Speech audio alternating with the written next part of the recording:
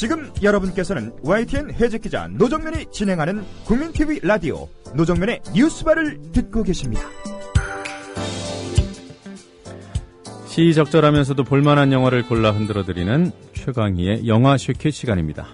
영화평론가 최강희 씨 스튜디오에 나와 계십니다. 안녕하세요. 네, 안녕하세요. 오늘은 어떤 주제의 영화들을 소개해 주실 겁니까? 네, 오늘은 SF 영화에 대해서 좀 말씀을 드리려고 해요. 네. SF 영화 많이들 좋아하시죠? 노정 앵커도 좋아하시죠? 저는 SF보다는 이렇게 좀 조폭들 나오는 영화를 좋아합니다. 의외인데요. 네. 조폭 나오는 영화를 좋아하신다. SF 영화는 뭐 한국에서 늘 개봉할 때마다 특히나 할리우드 SF 영화들은 많이들 흥행을 하잖아요. 예. 얼마 전에 개봉한 영화 가운데 이제 그래비티라는 영화가 있었잖아요. 네. 산드라 블록이 주연한 영화. 그 작품도 지금 한국 극장가에서 상당히 흥행몰이를 하고 있습니다. 300만 명 이상 돌파하면서 꽤 많은 관객들을 불러 모으고 있는데 우주 공간에서 이제 벌어지는 이야기를 통해서 이제 귀향, 고향으로 돌아가는. 이제 여기서 고향이라는 것은 지구이자 영화 제목 그대로 그래비티, 중력이라고 할 수 있겠죠. 네. 나를 끝내 이렇게 끌어당기는 어떻게 보면 속박과도 같은 그래비티, 중력이 우주로 나갔더니 정말 그립더라라고 하는 그런 역설적인 상황을 보여주고 있는 영화라고 할 수 있겠습니다. 근데 그래비티는 SF 영화가 지금 현재에도 네네. 가능한 상황 아니에요? 그렇습니다. 그래서 보통 SF를 우리말로 번역할 때는 공상과학 영화 이렇게 부르는데 네. 사실 이 말에 좀 어폐가 있죠. 그러니까 공상이라는 것은 현실로 벌어질 수 없는 상황을 이제 상상하는 것이죠. 이게 공상인데 그래비티 같은 경우에는 현실로 얼마든지 벌어질 수 있는 그런 상황이니까 네. 뭐 굳이 공상이다라고 얘기할 수는 없겠죠. 정확하게 얘기하면 과학 허구 영화다 이렇게 원문 그대로 번역을 해보면 그렇게 될 것 같습니다. 네. 어쨌든 많은 SF 영화들이 뭐 그래비티 같은 경우는 예외이겠습니다만은 주로 이제 근미래나 아주 먼 미래를 배경으로 삼고 있죠. SF의 그 주제를 좀 이렇게 분류를 해보면은 경향이 있습니다. 일단 SF가 가장 좋아하는 주제는 뭐 지난번에도 한번 이 시간에 말씀드렸다시피 외계인, 네. 예, 뭐 에일리언이라든가 뭐 디스트릭트 9이라든가 뭐 이런 영화들, 맨인 블랙 같은 영화들은 조금 코미디의 형식으로 이제 외계인이라고 하는 SF의 고전적인 소재를 다루고 있는 작품이라고 할 수 있겠는데요. 외계인뿐만 아니라 또 하나의 그 SF가 좋아하는 소재가 또 복제. 네. 예. 그러니까 뭐 클론이라고 하죠. 인간 복제. 거기에 대한 약간의 그 뭐랄까 두려움 이런 것들을 통해서 이제 경고의 메시지를 인간 문명, 인간의 그 과학 기술이 너무 발전하게 되면은 좀 비인간적인 상황이 될 수도 있지 않겠느냐. 네. 뭐 아일랜드 같은 영화 네. 대표적으로 그런 그 복제의 문제를 흥미로운 SF 스릴러의 틀에 담아낸 작품이라고 할 수 있겠습니다. 네. 얼마 전에 개봉한 오블리비언이라고 하는 영화였어요. 톰 크루즈 주연의 영화. 네, 네. 그 작품도 사실은 복제라고 하는 그 모티브를 가지고 관객들에게 흥미로운 이야기를 전달해 준 작품이라고 할 수 있겠습니다.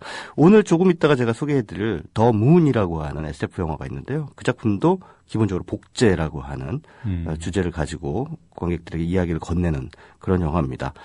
또 다른 SF의 또 고전적인 소재, 그게 뭐냐? 바로 시간 여행입니다. 네. 네, 인간은 항상 과거를 바꾸고 싶어 하죠.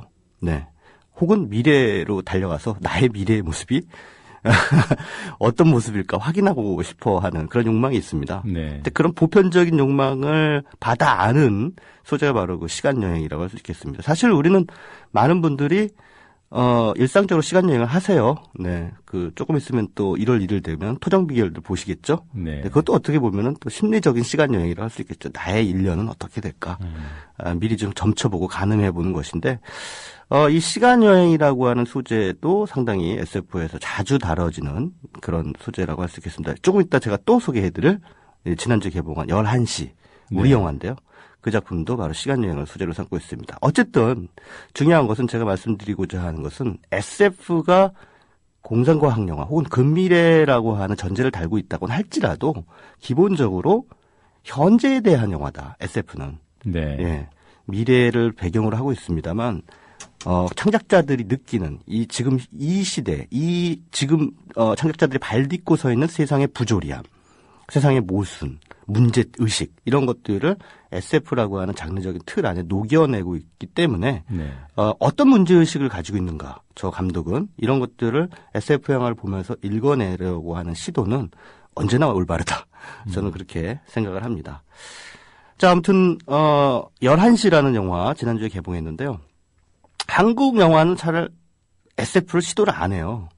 SF를 시도하지 않는 이유는 뭘까요? 한국 영화 가운데 SF 보신 적 있으세요? 공상과학 영화? 한국 영화 중에서요? 예. 글쎄, 한국 배우가 출연한 최근 영화는 본 적이 있습니다. 어떤 영화죠? 클라우드 아틀라스. 아, 예. 클라우드 아틀라스. 배두나 씨가 나왔죠? 네. 네네. 근데 한국 감독들은 잘 SF를 안 만드는 것 같아요. 돈 때문인가요? 그렇죠. 아무래도 돈 때문에. SF라는 걸 만들려면 이제 근미래 사회 혹은 미래 사회를 이 CG라든가 이런 걸로 이렇게 시각화해야 되잖아요. 예. 근데 거기 돈이 엄청 들어갑니다. 근데 그러다 보니까 SF는 할리우드의 전유물처럼 돼버린 그런 상황이 됐죠.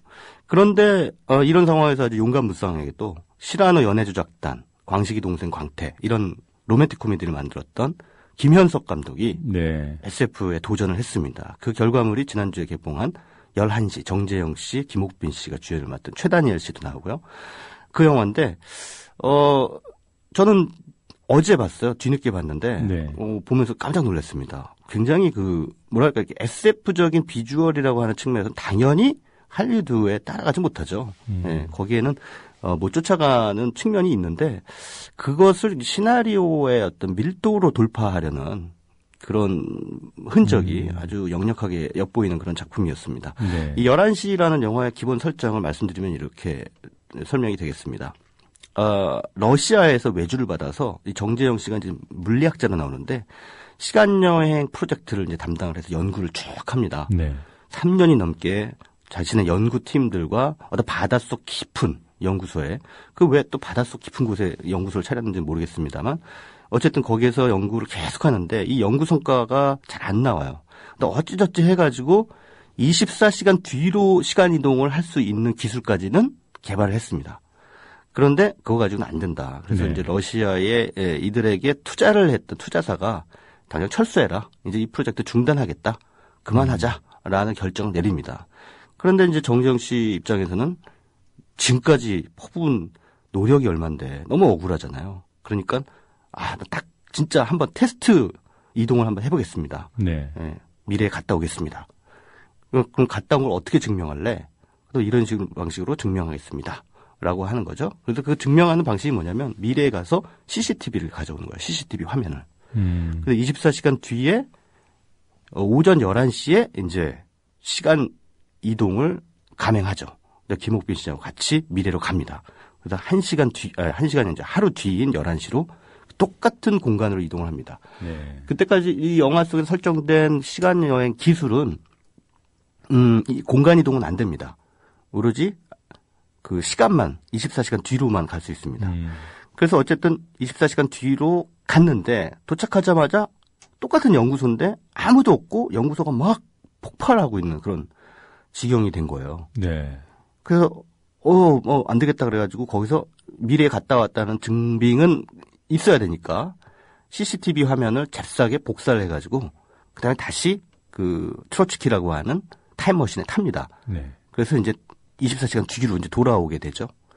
돌아왔는데 그 CCTV 화면을 한번 확인을 해봤어요. 그랬더니 전부 다 바이러스가 걸려가지고 화면들이 제대로 작동을 안 하는 가운데 딱 하나의 화면만 작동이 됩니다.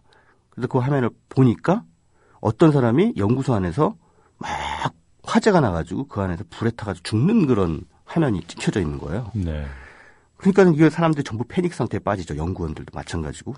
저게 한 몇 시간 뒤에는 저런 상황이 지금 여기서 벌어진다는 거 아니냐. 근데 그때까지만 해도 연구소와는 너무나 평온하고 아무 일도 벌어지지 않을 것 같은 그런 상황이었기 때문에 믿기지가 않죠. 네. 믿기지가 않는데 어찌됐든 CCTV에는 그 장면이 찍혀 있잖아요. 그러니까는 이거 연구소에서 화재가 일어난다는 그 얘기니까 우리가 지금부터 화재를 예방하기 위해서 모든 장비들을 다 점검하자. 이제 이런 이제 상황이 됩니다. 그래서 이제 연구원들이 뿔뿔이 흩어져 가지고 연구소 이곳저곳을 돌아다니면서 화재가 날 만한 곳을 다 찾아다니면서 점검을 해요. 그러면은 네. 이제 미래를 바꿀 수 있다. 이런 얘기가 되겠죠. 그런데 참 아이러니하게도 그걸 점검하다가 화재가 나요. 그러니까 점검을 다 그런 것 같아요. 네. 점검을 안 했으면 화재가 안 났을 텐데. 아니 연구소로 나가면 되잖아요. 그렇죠. 연구소 바깥으로 나가면 되는데 그들을 데리러 오는 잠수정이 지금 당장은 또 안 된다. 48시간 뒤에 데리러 오겠다. 네. 이렇게 됐기 때문에 어쨌든 그들은 거기서 48시간 견뎌야 되는 그런 상황입니다. 그런데 24시간 뒤에 연구소가 폭발한다는 것을 미래에 가봤더니 알게 됐고 또 그 와중에 CCTV 화면을 통해서 화재가 일어난다라는 사실을 알게 됐잖아요. 그렇기 때문에 그것을 막으려고 이제 이 연구원들이 사실 어느 정도 패닉 상태에 빠져가지고 화재 예방 작전을 펼치다가 그 예방 작전 때문에 화재가 나는. 그래서 연구소의 누군가가 정말 CCTV 화면에 그것처럼 타서 죽습니다. 예. 그러면서 점점점 사람들이 패닉 상태에 빠지고 와 이거 완전히 뭐 우리 이렇게 해서 어떻게 되는 거야? 그러다가 나중에 CCTV 화면을 복원해 봤더니 한 사람씩 다 죽는 거예요. 네. 예. 그러면서 이제 점점점 사람들이 막 미쳐 돌아가는 그런 상황이 되는 거죠. 이거 정말 우리가 이렇게 예정된 운명처럼 그 미래에 이런 상황을 맞이하게 될 것이 아닌가라고 하는 공포, 두려움 이런 것들이 있고 한편으로는 바꿀 수 있다. 네. 우리가 미래를 바꿀 수 있다. 우리가 지금 뭔가를 하면 이런 상황을 맞이하지 않을 수 있다라고 하는 희망을 갖고 정재영 씨가 연기한 것도 팀장의 지시대로 그렇게 막 움직여 가는데 그게 과연 예정된 미래처럼 될까요? 아니면은 바뀌게 될까요? 그걸 말씀하시면 아마 게시판이 폭발할 것 같습니다. 그거 저는 말 안 하고 네. 그걸 이제 여쭤보는 거예요. 청취자 여러분께 바뀌게 될까요? 안 바뀌게 될까요? 근데 어쨌든 이 영화는 시간 여행이라고 하는 소재를 가지고 우리에게 흔히 사람들이 생각하는 아까 모두에 제가 말씀드린 시간에 대한 욕망, 과거를 바꾸고 싶다, 혹은 미래를 알고 싶다라고 하는 보편적인 욕망을 쓱 끌어와서 시간에 대한 이야기를 하고 있는 것처럼 흉내를 내고 있어요. 신용은 그렇게 하고 있는데 네. 사실 이 영화는 시간에 대한 영화가 아닙니다. 그리고 운명에 대한 영화도 아니에요. 어떻게 보면 이 영화는 사람들이 가지게 되는 공포와 불안, 또 서로에 대한 불신 이런 것들이 자신도 모르게 서로 스스로 서서히 파멸되어 가면서 그들이 피하고 싶었던 파국으로 예정된 파국으로 치달아가는 그런 과정을 보여주고 있는 것이죠. 그러니까 여기서 중요한 것은 이들이 왜 바꾸고 싶었던 미래를 그대로 재현하면서 현재를 살고 있는가라고 하는 것이죠. 그것은 CCTV 화면을 통해서 이들이 확인하게 된 공포스러운 미래입니다. 근데 이것을 굉장히 의미심장한 메시지를 우리에게 주는 대목이라고 할 수 있겠죠. 그러니까 현재를 지옥으로 만들고 현재를 살만하지 못하게 만드는 그것이 무엇인가, 사람들로 하여금 그렇게 치달아가게 만드는 것은 무엇인가라고 할 때 결국 그것은 불안, 두려움, 공포 이런 것이죠. 그것이 결국은 주변에 있는 사람들에 대한 신뢰를 깎아먹게 되고 서로를 못 믿게 되고 서로를 막 이기려고 안간힘을 쓰게 되고 엄청난 경쟁에 대한 비용을 치르게 되고 이런 것들이 결국은 우리를 더욱 불안하게 만드는 것이 아니냐. 그 미래에 대한 불안감 이것이 우리의 삶을 피폐하게 만들고 당장 현재를 지옥으로 만들고 있는 것이 아니냐라고 하는 굉장히 새길만한 메시지를 관객들에게 던져주고 있는 것이죠. 네. 네, 뭐 지금 궁금한 게 많지만 궁금한 건 물어보세요. 근데 이게 자꾸 이제 영화의 결말까지 치달아 갈 수 있기 때문에 기술적으로 피하면서 말씀드릴 수 있는데. 근데 우리 또 시간도 네. 지금 이제 더 문으로 가야 될 시간입니다. 예. 네. 더 문이라는 영화도 굉장히 그 SF적인 틀 안에 현실 비판적인 메시지를 아주 탁월하게 잘 녹여낸 영화입니다. 이 영화의 설정을 말씀드리기 전에 이 영화는 영국 영화입니다. 네. 그러니까 할리우드에서 나온 아주 블록버스터급 SF 영화가 아니고요. 네.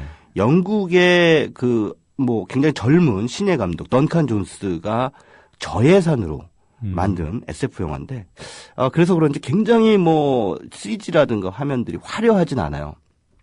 이 영화의 배경은 달입니다, 달. 네. 근미래의 달. 근데 이 설정이 어떻게 됐냐면 가까운 미래에 인류가 이제 에너지가 다 고갈된 거예요. 지구에서 얻을 수 있는 에너지가 없어요. 네. 그러니까 어떤 회사가, 민간 회사죠. 거대 회사가 달에다가 이 에너지 채취 회사를 차립니다. 그래서 이제 거기에 파견된 한 사람이 혼자서 에너지 헬륨을 채취해서 달에서 그것을 이제 로켓 같은 데다 실어요. 그래서 자동으로 지구를 쏩니다. 그러면 그게 지구에서 받아서 그걸 가지고 에너지원으로 이제 활용을 하게 되는 그런 상황이죠. 그런데 이제 이 달에서 이 역할을, 이 임무를 담당하는 사람이 바로 샘이라고 하는 우리의 주인공입니다. 네. 샘 벨이라고 하는 이름인데요. 임무는 3년 동안 해야 됩니다. 3년 동안 하면 이제 집으로 돌아갈 수 있어요. 그래서 이제 영화의 시점은 이 사람이 거의 3년을 다 채웠어요. 네. 혼자 뭐 지구하고 그 통신위성도 고장이 나가지고 제대로 교신할 수도 없는 그런 상황에서 오로지 대화를 나눌 수 있는 대상이라고는 그 컴퓨터가 있습니다. 거티라고 하는 네. 컴퓨터 말을 하는 컴퓨터예요. 그래서 이 거티하고 서로 그냥 농담 따먹기 하면서 그렇게 외로움을 참으면서 달에서 그 연료 채취 임무를 수행하는 와중에 이제 2주 후면은 집에 돌아갈 수 있는 그런 상황이 됩니다. 그런데 이렇게 일어나 봤더니 정체 모를 여자가 쓱 나타났다가 사라지고 이런 좀 이상한 일이 벌어지는 거예요. 이제 그러다가 임무를 하러 밖에 나갔다가 그 자신이 타고 다니는 그 달 위에서, 달 표면에서 이제 몰고 다니는 차가 있어요. 그 차와 똑같이 생긴 어떤 차를 발견하게 되고 그래서 네. 그 차를 들여다봤더니 어떤 우주인이 이렇게 쓰러져 있는 거예요. 그래서 이 사람 뭔가. 그리고 이제 어찌됐든 숨이 좀 붙어 있는 것 같아가지고 기지로 이제 데려옵니다. 기지로 데려와서 치료를 하죠. 치료를 하고 이렇게 봤더니 아니 세상에나 자신과 똑같이 생긴 거예요. 네, 똑같이 생긴 사람이 거기 있었던 겁니다. 이게 도대체 어떻게 된 일인가? 곰곰이 생각해 봤더니 저 사람은 분명 클론이다. 나의 복제 인간이구나. 네. 라는 이제 결론을 내리게 되죠. 근데 그 사람이 깨어나서 오히려 적반하장도 유분수지 자신을 구해준 샘에게 너 클론이지? 라고 물어보는 거예요. 그러니까는 이때부터 두 사람이 네가 클론이야? 네가 클론이야? 나냐? 내가 진짜야. 네, 넌 가짜야. 라고 하는 그런 경론이 벌어집니다. 과연 누가 진짜이고 누가 가짜일까? 구준엽 씨가 진짜죠. 죄송합니다. 좀 썰렁한 농담으로 네. 말문을 막히게 하시는군요. 자, 어쨌든 그래서 이 샘, 두 명의 샘이 나타나면서 이때부터 이제 상황이 아주 급반전이 되는 거죠. 근데 알고 봤더니 이건 아셔도 뭐 스포일러라고 할 수가 없는 건데요. 알고 봤더니 두 사람 다 클론이에요. 네. 네, 두 사람 다 클론이었어요. 그러니까 3년짜리 클론. 그러니까 3년이 있으면 유효기간이 끝나는. 그래서 다른 클론으로 대체하고 다른 클론으로 대체하고 계속 이런 식으로 가는 거죠. 그런 아주 거대한 충격적인 그런 이제 진실을 이제 두 사람이 알게 되면서 그렇다면 우리가 클론으로서 여기서 생을 마감할 것이냐 아니면은 우리를 이렇게 3년 동안 정말 마음껏 부려먹고 폐기 처분하려고 하는 저 부도덕한 에너지 기업을 향해서 저항을 할 것이냐라고 하는 이제 차원에서 이제 결단을 내리게 되는 네, 그런 상황이 아주 흥미진진하게 펼쳐지고 있는 그런 영화입니다. 이 영화 더 문은 SF 영화에서 그동안의 SF 영화에서 사실은 별로 이렇게 상상할 수 없었던 그런 설정이죠. 클론이라고 하는 설정은 지금까지 많은 SF 영화에서 자주 다뤄왔던 소재이긴 합니다만 네. 영화 이걸 과감하게 현실 비판적인 어떤 모티브로 활용하면서 클론을 우리의 비정규직 문제로 치환합니다. 네. 그래서 우리 한국 사회를 비롯해서 지금 뭐 전 지구적인 신자유주의 물결 속에서 뭐 91대 99%의 사회 속에서 양산되고 있는 비정규직 그들이 결국은 2년짜리, 3년짜리 클론들 아닌가라고 하는 그런 문제 제기를 하고 있는 것이죠.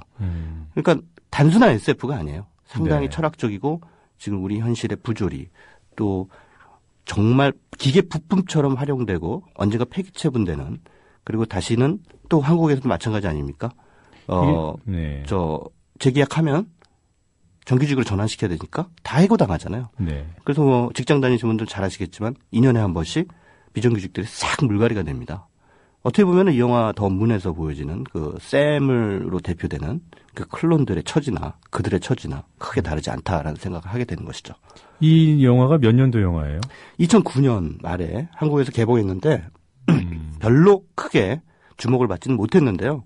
제가 20세기 들어서 본 SF 영화 중엔 상당히 그 충격적인 그런 영화였고요.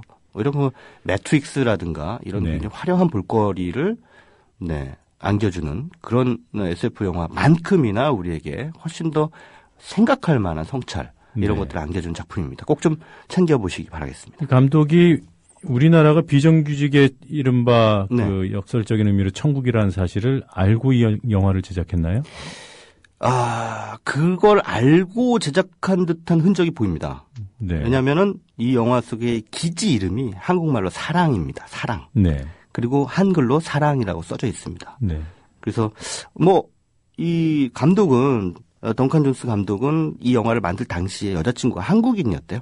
그래서 한국말을 넣었다라고 하는데 이게 참 기묘하게 그러네요. 우리의 현실과 맞아 떨어지는 측면이 있습니다. 예, 저도 지금 기억이 좀 가물가물해서 찾아봤는데 역시 그 기지 이름 사랑이었다고 제가 지금 생각을 네. 했거든요. 전혀 예. 본 영화가 맞군요. 네.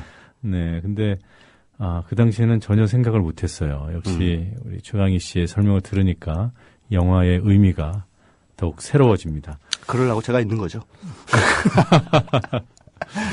조금만 이렇게 네. 추워드려도 예. 바로 자체 발광을 하시는군요. 네, 오늘 두 가지 영화 SF를 소재로 한 영화. SF여서 더 흥미롭지만 또 우리 현실을 반영한 영화라니까 조금 더 새로운 관심을 가지고 영화를 대하게 될 것 같습니다. 오늘도 고맙고요. 다음 주 또 기대해 보겠습니다. 네, 감사합니다. 네, 지금까지 영화평론가 최강희 씨였습니다.